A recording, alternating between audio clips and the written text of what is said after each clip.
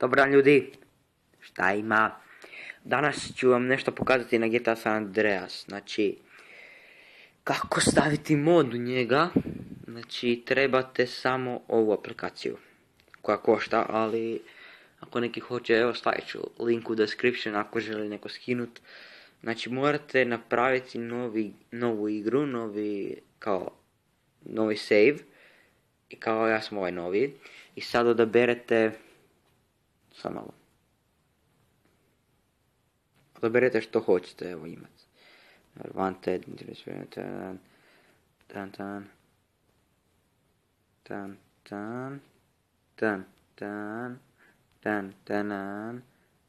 body fat ne želite.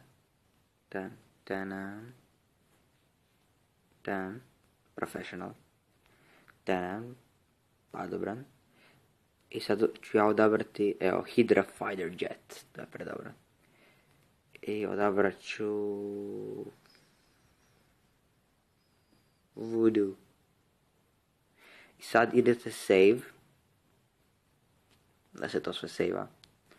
I ne idete na GTA u San Andreas, ne idete nikakav kako se kaže, nikakav resume ili nešto. Morate ići, evo sad ću vam ja pokazati.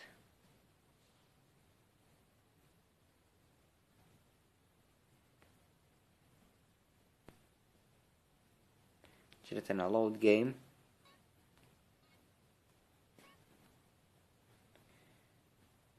Ovo drugo di se stavili cheat.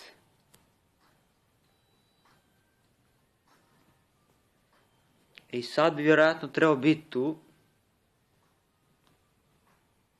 Ako nekima ne želi, kupite novi mobitel. Šalim se malo ljudi. Samo napišite nešto dolje u komentarima ako ne radi. Lajkite se na ovaj video, subscribe, molim vas, imam 3 pretplatnika. Ozbiljno vas govorim, ali 50 pregleda, hvala na tome. Vidim da mi dosta vas gleda. Ne morate subscribe-at, mislim, subscribe odmah, ajmo. Evo vas, tu on sve lijepo piše.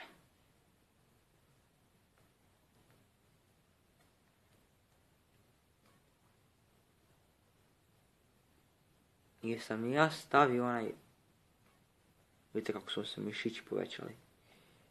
I najbolja stvar, ja sam stavio avion, vi ne morate. Dođite ovdje, otvorite garažu, maknite se da se zatvori. I kad dođete ovdje, čeka vas najbolja stvar ikada. Ovo je Hydra Jet. Najbolja stvar ikad.